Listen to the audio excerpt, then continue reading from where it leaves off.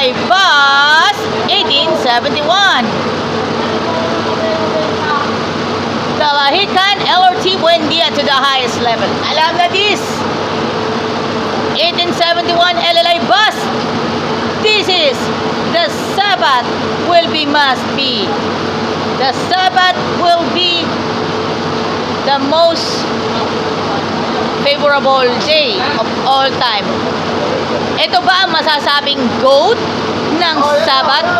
Sabbath goat, mga kaibigan. LLI Bus 1871. Yan ang maituturing nating Sabbath goat, mga kaibigan. Sabbath, greatest of all time. Alam na this. Ang papaliwanag ko sa inyo, ang ibig sabihin ng goat ay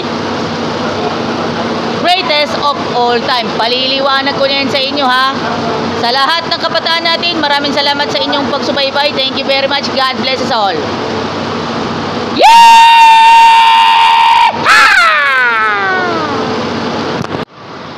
Yo, what's up? Ako pala, Joy Ann Montilla, the ultimate Adventist vlogger representing Metro San Pablo District 1. Kasama natin, kapartner sa buhay natin, Alagang Jack. Alam na this, San Rafael Seventh-day Adventist Church, Metro San Pablo District 1. Mga kaibigan, mga ka-Repa Peeps, eto na pala, this is Joy Ann Montilla. Ladies and gentlemen, mga kaibigan, eto na, salubungin ang araw ng Sabat. Hey! Happy Sabat! Hey! Happy Sabat! Hey! Happy Sabat! Yeah!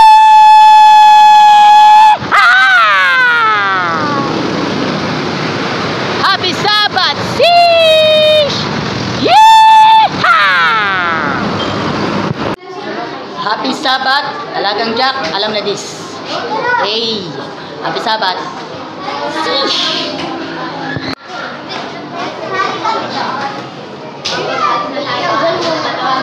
At meron sinasabing, hindi ako babae, hindi rin ako lalaki. And it's just fine. Alam niyo po, yan po yung sinasabing, everything is possible and almost nothing is certain. Kahit po gender preference is, it's not certain. Ang kapatid, imagine ka na, babae ka na, kaya maliwanag naman sa Bible, pero ngayon, iba-iba ang definition po niyan, mga kapatid. Iba-ibang orientation, iba-ibang definition. Ito po yung pinagmulan niyan, yung pre-modern, mga kapatid. Alam niyo po, nung pre-modern times, maliwanag na may Diyos pa na pinaniniwalaan. Pero nung modern times na lang, onwards and upwards, yun ang sinasabi sa mga tao. And, ang sabi dyan is, we are with inevitable progress. Progress, patungo sa kaunlaran. Kaunlaran. Yan ang pinagsuusapan noon, mga kapatid.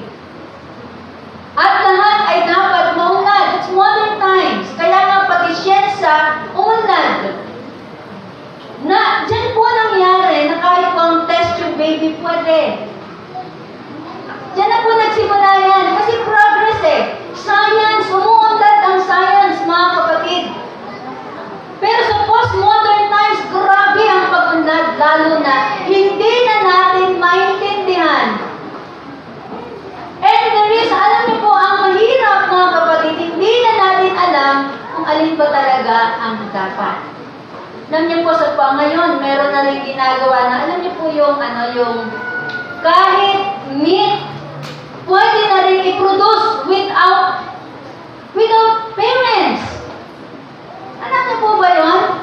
Meron na pong nagpo-produce ng meat kahit walang parents. Yung meat na, I don't know if it's baka yung ginamit Meat ng baka na kahit hindi sila galing sa parents. Pero meron silang kinuhang cell para ito ay, alam niyo, yung maging isang meat talaga na nagpo-produce siya by itself. Imagine nyo, ang sabi ng mga scientists, ito ang sagot sa kagutuman. Pag kayo, kakain po kayo nun? Pero kinakain po siya ngayon. Di nga po natin alam Baka nga po kasama yan sa mga burger na kinakain natin.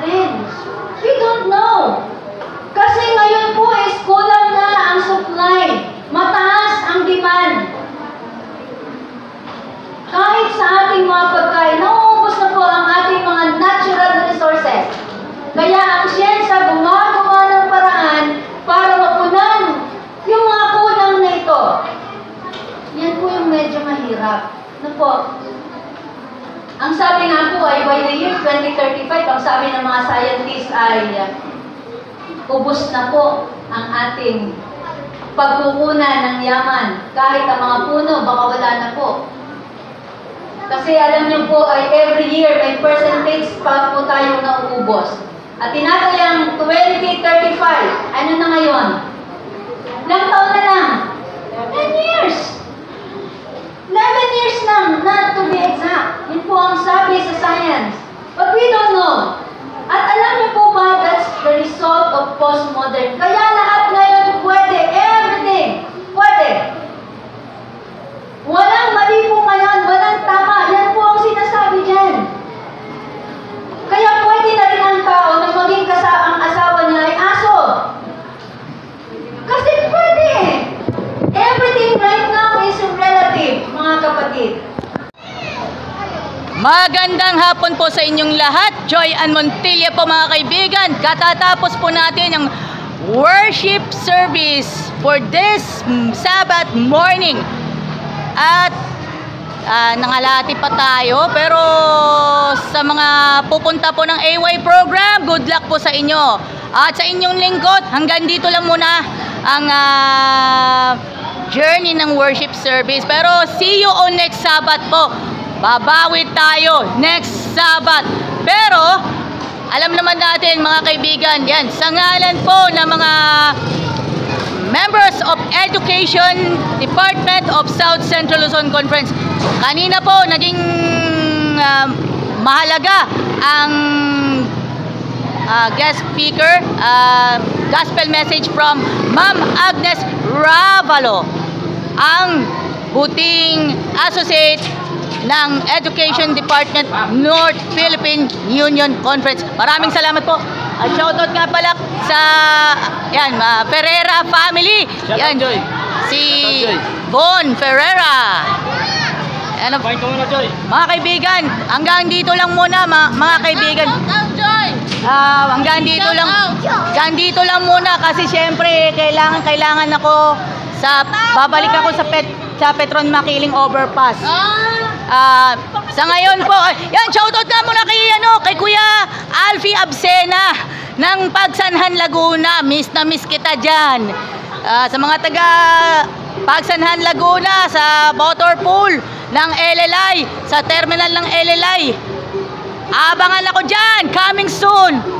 For now on, marami po tayong things makes up mga kaibigan. Mga kaibigan po, ito na po, pasensya na muna. Huwag ka muna magpatugtog. Baka maano pa tayo, copyright na naman tayo.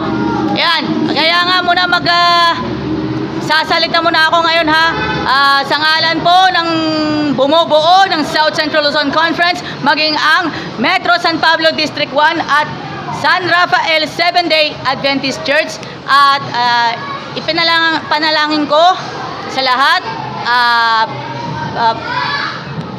mga kaibigan, thank you very much po sa inyong pagsuporta sa aking mga vlog. Salamat po sa lahat po ng mga nagsimba dito. Thank you very much po sa mga babalik po ng mga kabataan, sa mga babalik para sa AY program. Good luck po sa inyo. Pero ang inyong lingkod, magbabarker pa lang ako, maghahanda pa ako para sa pagtatawag ng pasero later on. Maraming salamat po sa inyo. This has been Joy Ann Montilla, proud Adventist, proud Adventist, syempre, bit ang Metro San Pablo District 1 at San Rafael Adventist Church. Abangan nyo ako sa Pasay English Church soon, mga kaibigan. Mga kaibigan, Joy Ann Montilla po, here. Abangan nyo ako sa Pasay English Church this coming August 31, mga kaibigan. Pero hindi na babanggitin ko sa inyo ang oras pag mismong araw na po, mga kaibigan. 2 weeks from now, mga kaibigan. Mga kaibigan, ako po si Joy Ann Montilla. Ang nasakyan ko, shoutout sa nasakyan ko, LLI Bus 1871, biyaheng Dalahican, Alerti, Buendia, Michael Lontok at si Vince Espiritu. Thank you very much sa lahat po. Ayan, mga kaibigan po. Yan, ang dumadaan po, Jamliner Bus 730. Dalahican, Cubao, Kamyas. Maraming salamat po sa inyong lahat. Pagpalain po tayo ng poong may kapal. God bless us all. Hey! Happy Sabbath! Hey! Hey! Happy Sabbath! Happy Sabbath po sa inyong lahat! Geng geng! Geng geng! Happy Sabbath! Geng geng! Mga kaibigan, also here again, Kuya Ryan Dinglasan. Thank you very much for video presentation with Kuya Ogie Melarpis.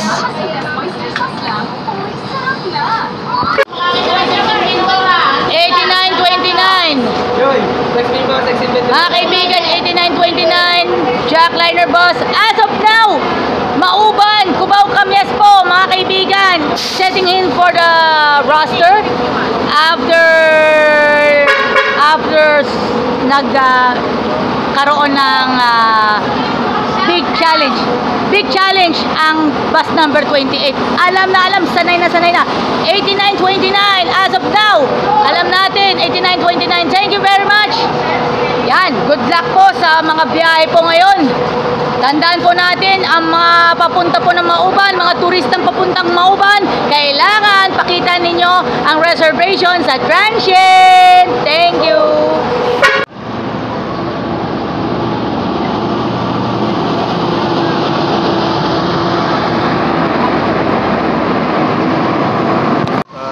Taga-subaybay ni Joyan Montilla. Joyan, thank you ha.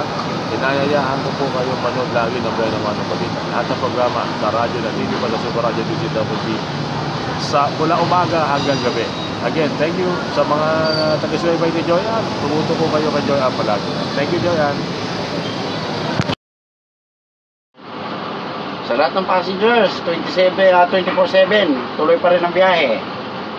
Sa lahat ng aplikante, conductor, driver, tuloy-tuloy pa rin yan. Ingat guys sa biyahe, mga drivers. Thanks.